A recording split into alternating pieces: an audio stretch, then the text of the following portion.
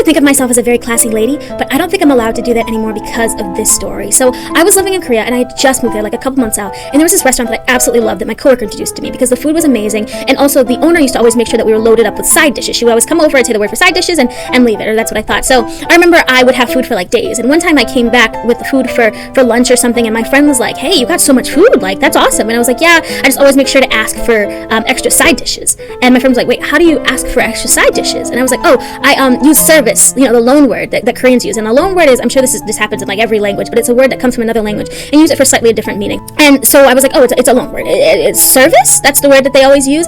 And my friend's like, no. I'm like, what do you mean no? And he was like, no, that's not what service means. Service is like when you go to an establishment and they're being really nice to you and they just give you something for free just because they're being sweet. So you're walking into restaurants right at the front and immediately asking for like free things. And I was like, I wanted to die, and I realized at that moment that my classy lady card had been totally revoked.